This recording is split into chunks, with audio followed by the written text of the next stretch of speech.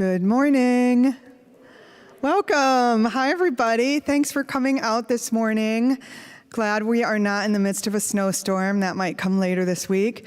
Welcome to all of you who are joining us online via live stream this morning. We're glad that you're here with us too.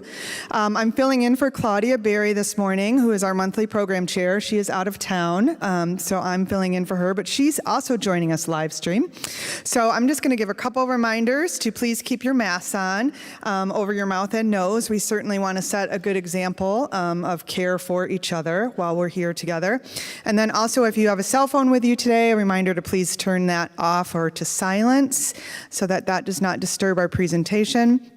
And again, just a warm welcome for all of you joining us both in person and live stream this morning. I am going to turn it over to our HASP president, Barbara Stejink.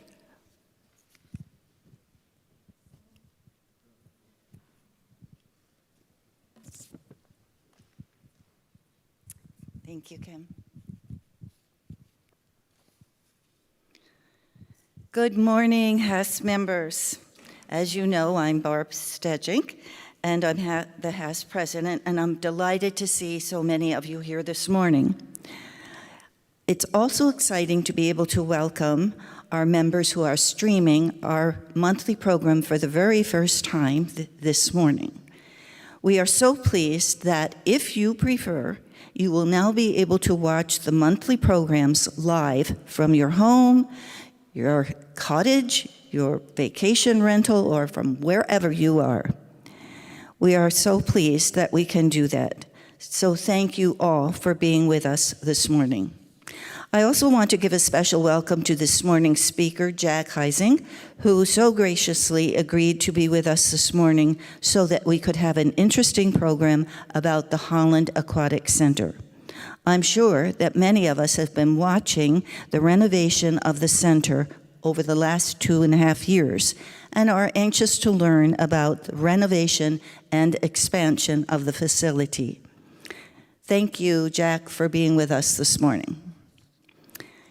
Now, on behalf of the HASP board, I want to thank you, our HASP members, for your supportive and positive responses to the recent letter that you received from us, basically telling you that your membership dues are going to be increased this next year.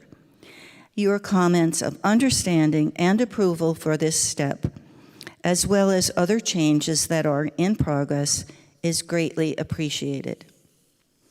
In this regard, I want to encourage you to attend one of the town hall meetings that are scheduled this month. Treasurer Don Cowie has prepared a PowerPoint presentation which will provide you with an overall view of how HASP operates. The presentation includes a look at our membership and curriculum course activities over several years, specifically looking at how they contribute to our operating budget. It shows also how COVID impacted our organization, which necessitated leadership to look carefully at how our programs and activities were affected during the last 2 years. Also included in the presentation are projected budgets for the next 3 years, which help us look to the future of HASP. In addition to the due increase, our changes and improvements are currently in other changes and improvements are currently in progress, and we will keep you updated and make additional announcements about these in the near future. In the meantime, the town hall meetings will provide you with the opportunity to ask questions, receive answers, and discuss any of your concerns. You can attend in person or virtually. Information for registering for one of the sessions has already come to you in a constant contact from the office, and there will continue to be reminders. We hope that you will take this opportunity to become better informed HASP members through these town hall meetings.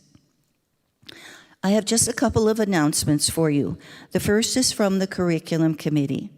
Their subcommittees are now meeting to prepare for the summer and fall terms.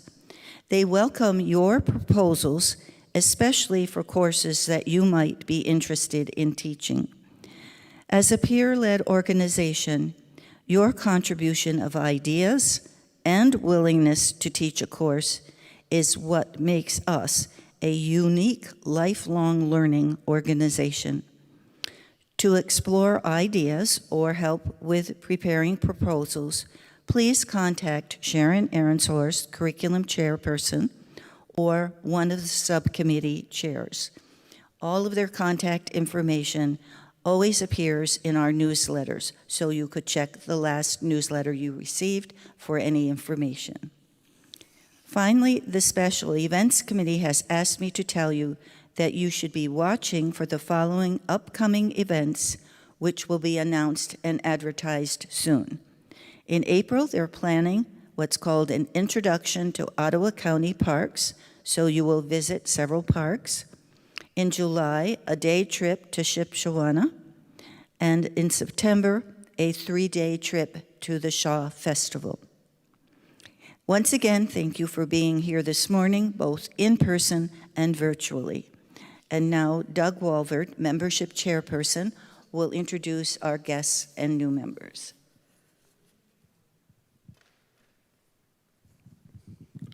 Thank you, Barb.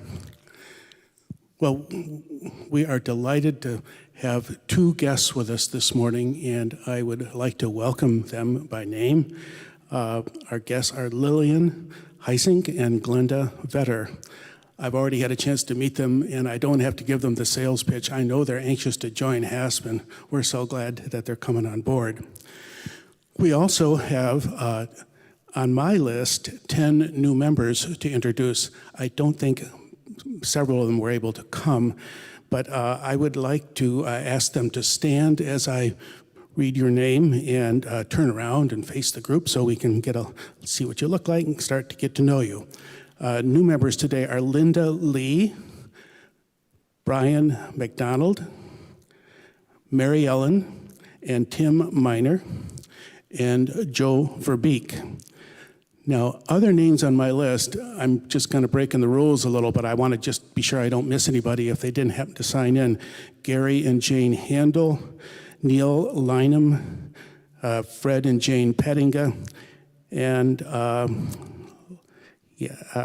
think that's it. So we're just so glad that you all have joined HASP. We're anxious to get to know you better, get you involved. There's just so much that HASP has to offer. So please join me in giving a HASP welcome.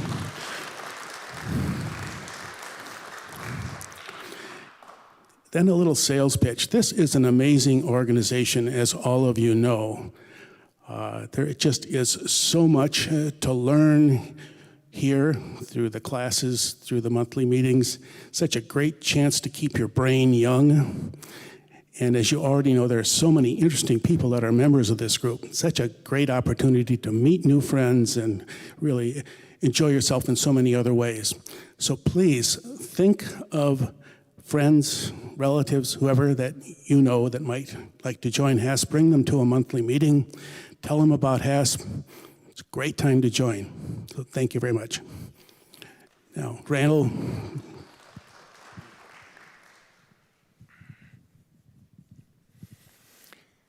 Good morning, everyone. I'm Randall Miller. Thank you very much for joining us in person and virtually. We appreciate you being part of this program this morning, and we wish our very best a quick recovery to Hope College President Scogan. We hope that he's back in action and able to get back leading this college exceptionally well as he does. But we are appreciative of the opportunity to share information with you today about the Holland Aquatic Center, and we're delighted to have our Executive Director, Jack Heising, with us today. Jack is a local man. He's a local guy. He's a graduate of Hope College with a degree in business administration and economics. After graduation, he went to Japan and Asia and returned to this area to work for 30 years in the automotive industry with Donnelly Prince Corporation and Johnson Controls. He's a proud husband, father, grandfather, very busy guy, and he's been very engaged in this community. Having served on the Holland School Board for 2 years, he was on the governance board of Christ Memorial Church, and he recently joined the Holland Visitors Board of Directors. So we are delighted to have Jack with us. A couple of years ago, he asked me to come work with him as the chair of the foundation board to work on this extensive project that we've been working to complete.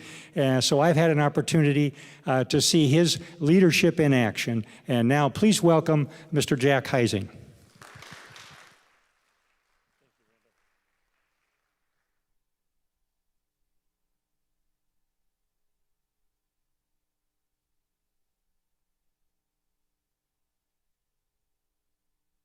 Well, good morning, HASP. It's pretty exciting to be here. I'm sure that you and all the folks who are online are saying, that does not look like President Scogin. You hear about how difficult it is in stressful times for presidents and leaders to run organizations, and I just give a tremendous amount of credit to President Scogin for what he's done in this beautiful place, my alma mater, and I'm thankful for the opportunity to talk to you about our Holland Aquatic Center, which I think is a gem. So today I'd like to just talk to you about what we're doing and how far we've come and where we're going. It was back in 2019 that I was in front of this group and asking for some $26 million. $26 million to renovate our aquatic center and to expand and to build that aquatic center so that it would be sustainable for the next generation, much like the previous generations, of which I was one of those people. So come with me just a second. 50 years ago, right? Thanks, Mom, for coming.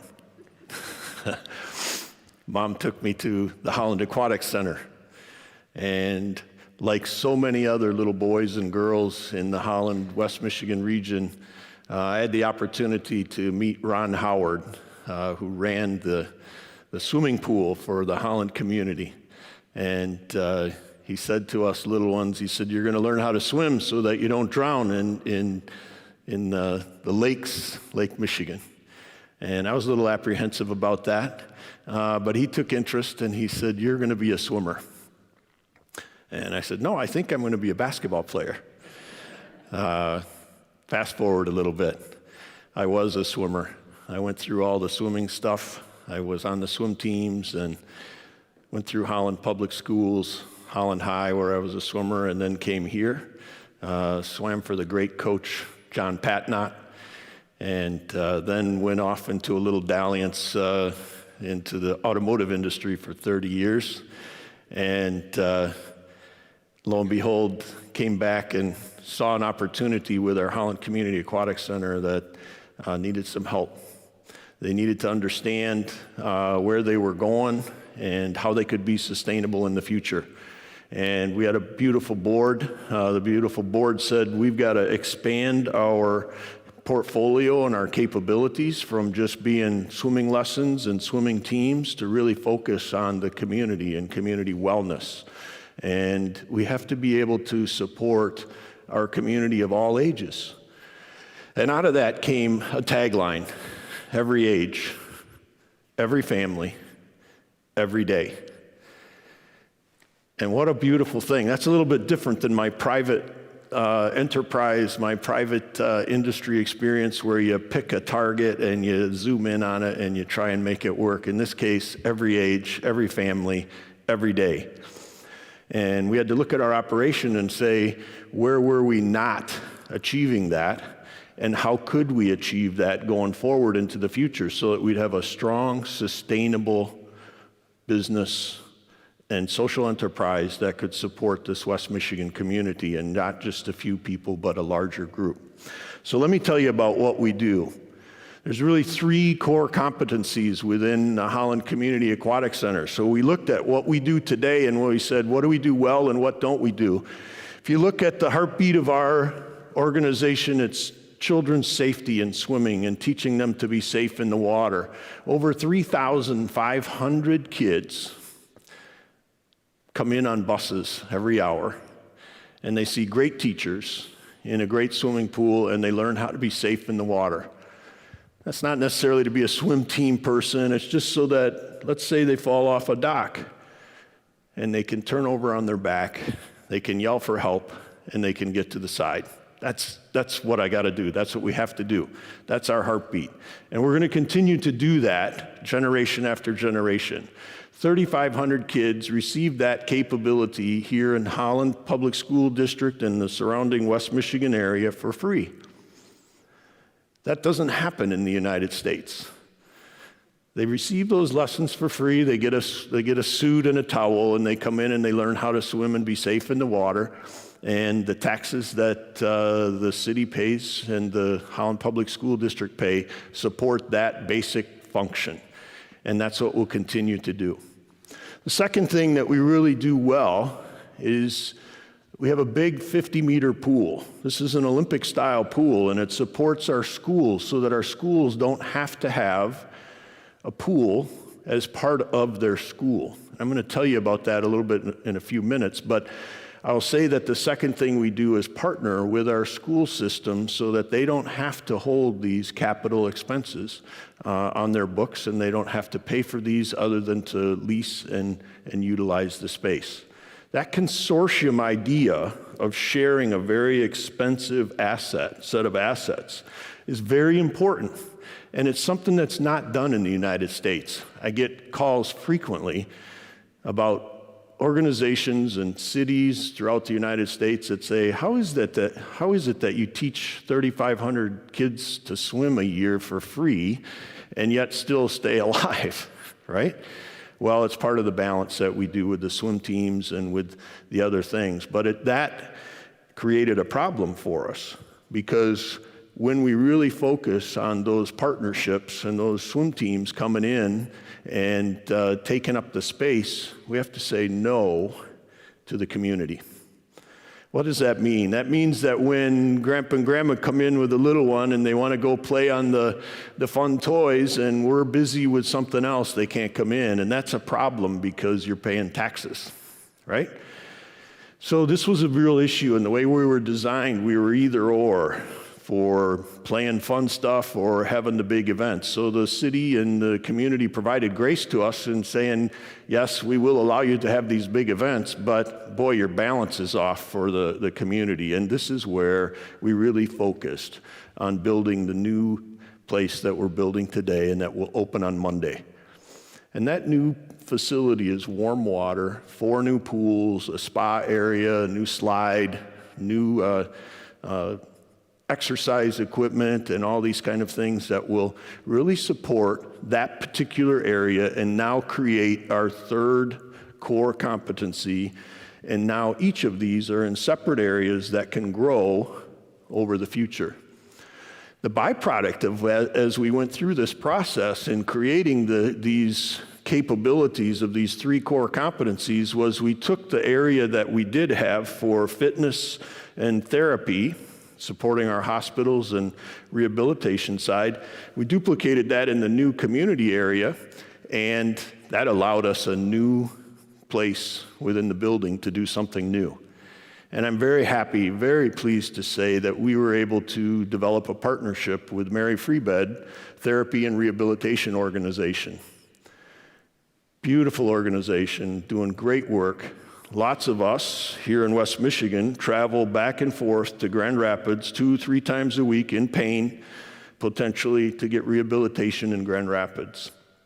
And Kent Riddle told me, he said, Jack, what I'd really like to do is grow in your area, in your building, and grow this capability so that all the things that we do in Grand Rapids, we're going to do in Holland in the West Michigan region.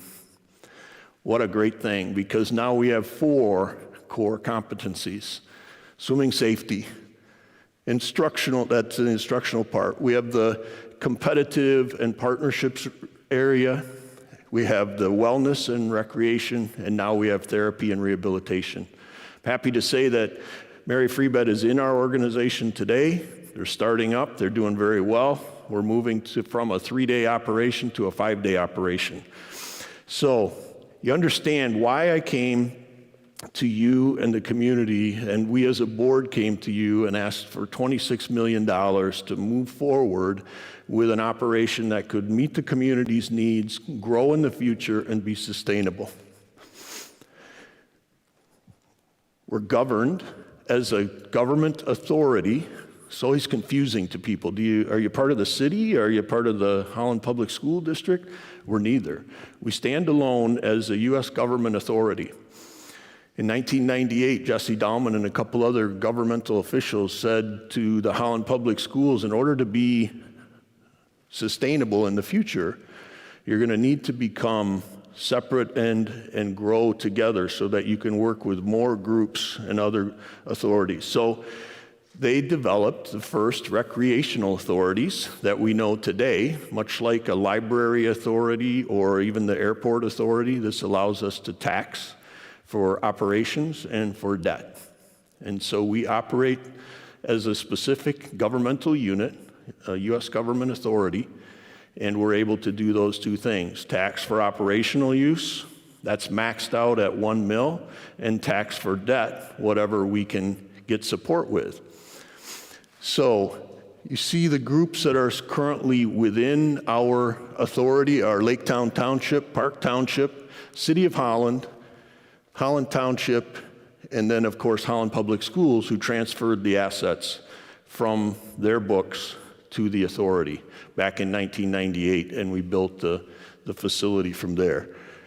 You can see that the board of directors is appointed by the various organizations. They hire me as an executive director, and then we have various groups underneath those, much like the governmental units or school systems, to run the program. Randall mentioned that he's part of our foundation board. We have two boards. One is a governance board, which is this group that is appointed, and they're my bosses. You see them on the left. Great complementary group of people focused on the community and on swimming and wellness, and the thought process is to open that capability up in the community. And then on the right-hand side, we developed recently a foundation board which will help us move forward in the future to take care of the underserved, children who can't potentially come in, or families that might not be able to participate, or various nonprofit organizations. And this foundation board has already provided $3 million into our campaign fund to add on to the campaign, and is now focused on annual operations. All right, so what does it give back? So we went to Hope College's Frost Research Center, and I asked them, how much in economic impact does the Aquatic Center provide back to its constituents? They did the evaluation. They studied people coming in from other states, attending our swim meets, staying in our hotels, eating in our restaurants. And they said, Jack, with the way you are today, with the events that you run today, you're in the $6 to $10 million range of economic impact. That means that those are new dollars coming into West Michigan, that if the Holland Aquatic Center was not here, those $10 million would not come into the West Michigan area. All right? Second thing I asked them is, when we now expand and grow and we're able to do more in each one of these areas, in the competitive areas, in the instructional areas, in the community, and people start to come for this, what will it be? And they responded to me and said that it will be between $10 and $14 million. This is a really important number, because $14 million a year in economic impact times 2 years is $28 million. Remember what I asked for? 26. So the economic impact to this West Michigan community is greater than the cost of the bond, which is good for the next 20 years. The other thing that we find is that the schools are saving money. The schools, by not having their pools on the schools, are saving money, and the savings that they have go right to the bottom line. Buys teachers, buys programming. So what is that?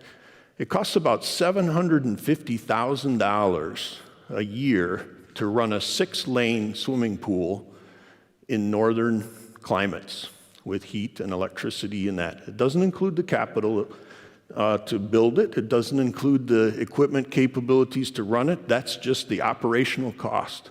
So the schools, the smart ones, Holland Public and Holland Christian, are saving $700,000 a year by not having those pools on their schools and focusing that in other efforts.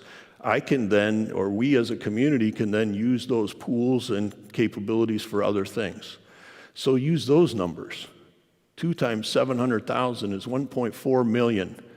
1.4 million is important because the amount of tax dollars that come into our facility on an annual basis is 1.3 million. So just at the school level,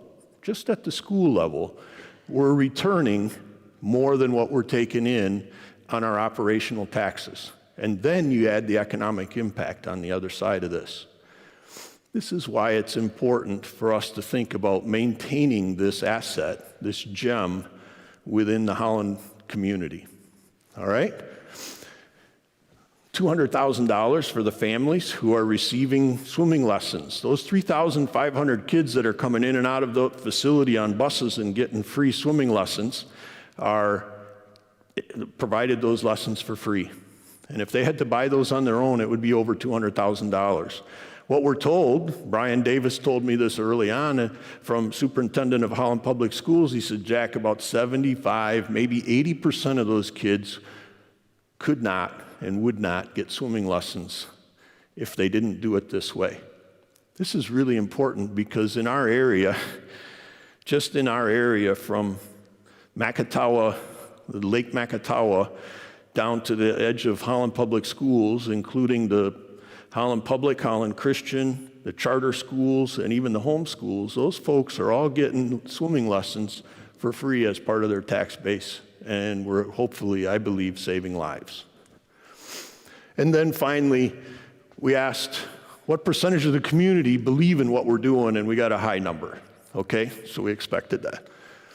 So you don't know why we're growing. I've talked that what we really needed to do is focus on building community water. My wife said to me, Jack, I don't like the cold water. All right? I think a couple of you said that to me too. All right? So now we have a big 50-meter pool that's cold for the athletes. We have a 6-lane pool that's teaching kids swimming lessons that's warmer at about 82. And the new area, 4 new pools for fun and therapy rehabilitation are all at 84 to 86. These are great numbers for us to have you come in, all right? So this is what $26 million will get you. It got us this building, and we went forward, quickly realized that I needed help, and that help came in the form of Greg Mayberry. Greg helped build this building. He worked for Hope College for many years. And we were just very fortunate that Greg retired, and I talked to Greg and said, would you come and help us? And he said yes. So for the last 2.5 years, he's used his experience that he learned in Holland and West Michigan at Hope College and is now supporting you and us as a community in creating the best stewardship for use of those dollars in building this building. I can tell you today, over 2 years into it and through COVID, we're on time and we're within budget. We missed by 1 week here because we had planned on opening this past Monday, this phase 2 section, but the state inspector decided that with COVID he would wait for 1 more week, and so we had to hold off, and next week, Monday, we start. But this is what the original plan was. So I want to show you what the video, a quick video that will allow us to show what those dollars went for. The Holland Community Aquatic Center's expansion and renovation project will ensure everyday access for community members and improved experiences for our core service areas of instructional programming, competitive swimming, and recreational health and fitness. In this preview, we'll take a look at a digital rendering of HCAC's updated facility as it appears in our base plan supported by the millage passed by Holland voters in 2019. As the Holland Community Aquatic Center central hub, the lobby is where all of our visitors' experiences begin. We are expanding the facility's current lobby, built in 1998, by 400 square feet to 2,850 square feet. The renovation will provide the space with a brighter, more modern look, and expanded seating throughout the space will provide a more comfortable waiting experience for guests as they relax before their class starts or wait comfortably to be picked up from the front of the building. The dedicated community access expansion will host 3 basic sections: an expanded children's play area, warm water leisure pool areas, and family changing rooms. The children's play area will feature a splash pad, wading pool, lazy river, and water slide to entertain our younger guests. The leisure swimming and spa area features a warm lap pool, a large hot tub, a steam room, and a sauna. The facility's addition will also include a family changing space offering private changing rooms plus individual bathrooms, showers, and lockers for guest use. This new space is centrally located between all of our aquatic spaces, providing convenient access to the leisure area, instructional pools, and competitive swimming area. The facility's instructional pool, where our swim lessons are held, is part of the center's original facility built in 1968. With the base plan, we're renovating the space to provide more natural light for our students and teachers. Our competitive swimming and diving space will join the elite in the nation, providing both our existing 22-lane, 50-meter multi-purpose pool and now a new 5-lane pool for warm-up, cool-down, and diving. We're also increasing spectator capacity by installing 170 new fixed and movable seats, accommodating for over 800 spectators in the future. This allows us to host larger competitive events or 2 swimming and diving events at the same time. On the second floor, we're also adding new pool viewing areas and fitness space, allowing guests to overlook the natatorium and exterior public spaces. The fitness room will feature aerobic, strength, and flexibility equipment with additional tools for therapy and rehabilitation. Across the entire facility, we're implementing several mechanical improvements, gaining more control of the water quality of all pools and improving the facility's air quality with an updated HVAC system. Finally, we have been able to improve and update the exterior and grounds to provide a larger and safer parking area with easier access and a more unified and modern aquatic and fitness center look. We are thankful to Holland voters for your support, which will ensure we can provide everyday access and excellent instructional, competitive, health, and leisure experiences as we grow in the decades to come.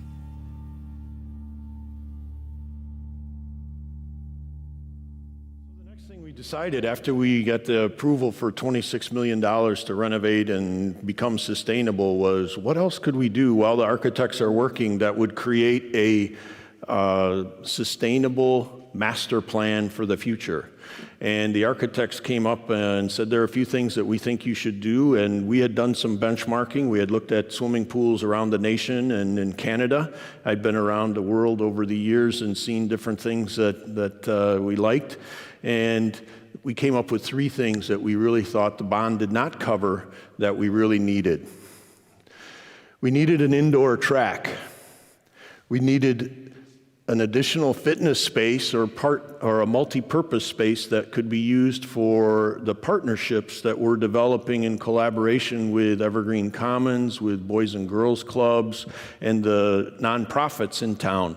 We didn't have enough space to do these things, and so we needed that. We needed a covered, barrier-free entrance for safe drop-off and pickup. Those kids that are coming in every hour, they could be covered up for the snow and have a little snow melt underneath them.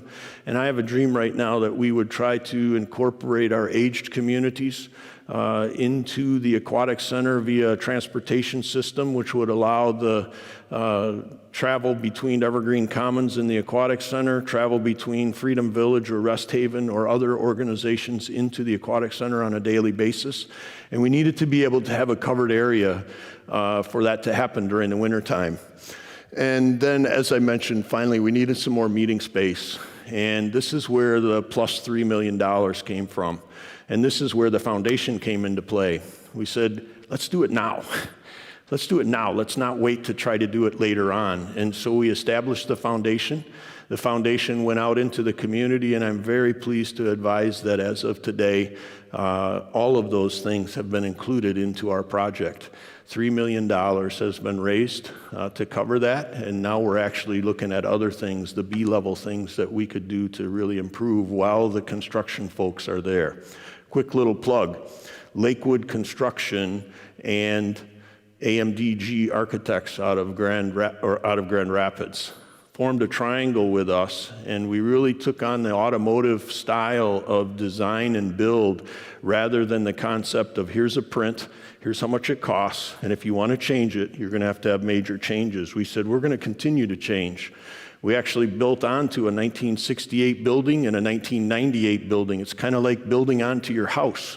You need to design on the fly and be able to move that, and that's very difficult in today's construction methodology.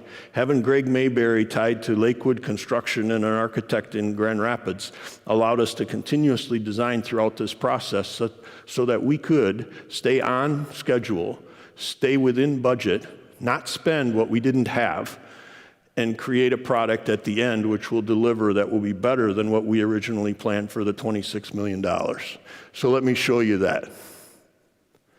Since the Holland Aquatic Center's original opening in 1968, we have become a cornerstone in the Holland community for swim lessons, local and national aquatic competitions, everyday fitness, and family recreation.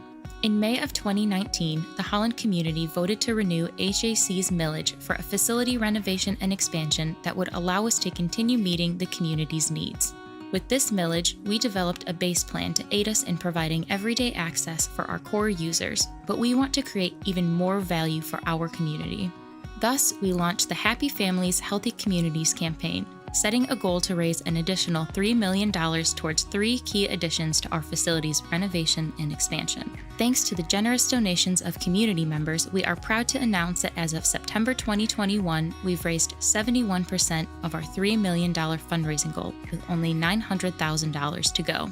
So far, the generous donations and support of the Holland community have allowed us to achieve 2 of our enhancement goals. The new climate-controlled running, walking, and rehabilitation track on the facility's second floor wraps completely around the facility's expansion. The 162-meter, 1/10 mile track offers natural light and views of the outdoors, leisure pools, and lobby, filling a community need for multi-season track access for diverse exercise and rehabilitation needs. Funds raised for the enhanced plan have also secured a brand new community exercise space on the Aquatic Center's second floor, complete with a fitness classroom overlooking the new children's play area. The completion of these new spaces enable us to expand our wellness class offerings for all ages and abilities. We are so grateful for the support we have received so far, and the finish line of the Happy Families, Healthy Communities campaign is in sight, but we still have a little ways to go. This final stretch of our fundraising campaign will improve the safety and comfort of our facility's entrance for visitors of all ages, especially buses of young school children, senior guests, and people with accessibility needs. The addition of a brand new overhang would provide a fully covered drop-off area, protecting visitors year-round from Michigan's less than hospitable weather elements. It will also add 740 square feet of additional lobby space to the current building for a total of 3,190 square feet. This addition would roughly double the lobby size compared to the base plan, allowing visitors to wait comfortably and safely for pickup or for activities to begin, like swimming lessons or exercise classes, while remaining protected from inclement weather. We're incredibly proud of what our community has accomplished so far, and we know that with your generous support, we will raise the final necessary funds to secure a world-class wellness facility for Holland and the Lakeshore community. Learn more and support the campaign at campaign.hollandaquaticcenter.org. Today, or actually next week, when you walk in the front doors, you'll be able to walk around the track. You'll be able to see that new fitness room that will be able to do partnerships with the Boys and Girls Clubs, with Evergreen Commons, and other organizations in Holland that want to use this community space. It's a beautiful place that will really tie our aged community together with our young community on a daily basis. They're going to interact, and this is our goal. All right? So I want to show you just a couple pictures. We're really thankful to Mr. Hayworth and the Hayworth Corporation because they took one look at my office and said, no. And we're about to, as we open the new facility, move out of our offices for a couple months, and they will redo those offices for us for the administration side, and I'll be able to have a staff place or a place for our staff to be motivated and grow in the future. So that's that part of it. A couple shots from the inside. What's really nice about this is we really focused on trying to get natural light into the facility throughout the entire facility. Even the old 1968 building where we took the stuff off the outside that was old, the locker rooms and costing us a lot of money, we took those all off, cut a hole in there to make light come in, and so now this area is bright during the day, and as you can see, the sun comes into the new center. It looks almost like an outdoor pool throughout the entire year. The right-hand side is actually a steam room. Boy, we've had a lot of requests throughout the years for steam and sauna, and now we have these rooms and these capabilities within this. And this is a whole new group of people that will start to come to the Aquatic Center that have not come before. These are people who want to come and enjoy warm water lap swimming, classes in warm water, then maybe hit the spa. We have a 34-person whirlpool now that's family-oriented as far as sections. And then you could do the steam room, the sauna, walk the track, maybe go home for dinner, and not be involved with all the little kids.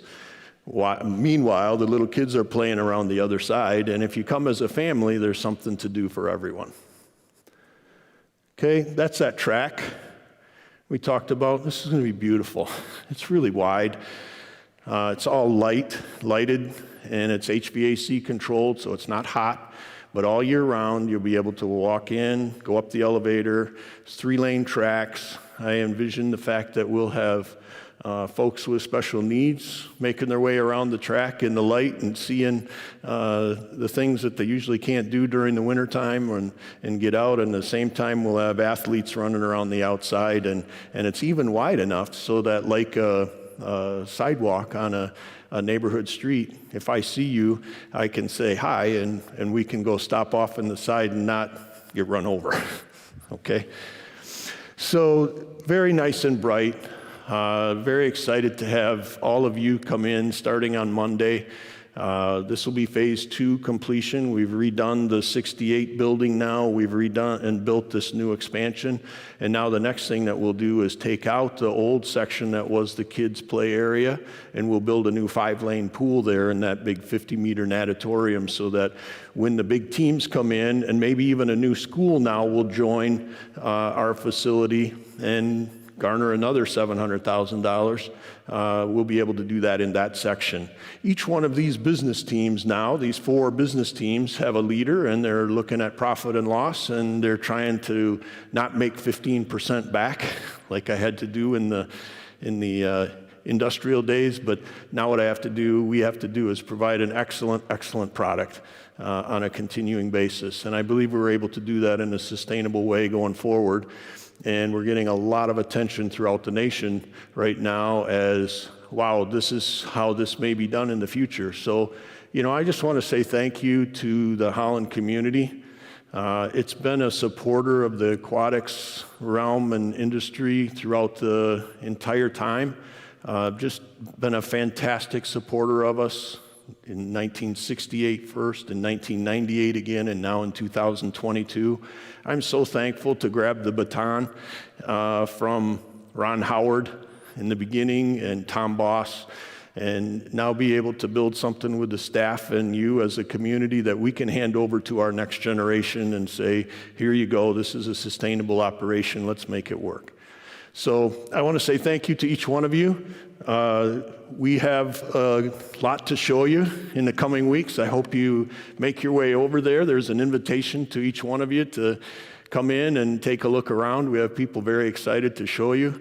You can join You can come as a public person and just come in as a daily visitor. This is not a club that you have to join, but if you do come a lot, then there are discount opportunities that would say you might want to join on a monthly basis or an annual basis.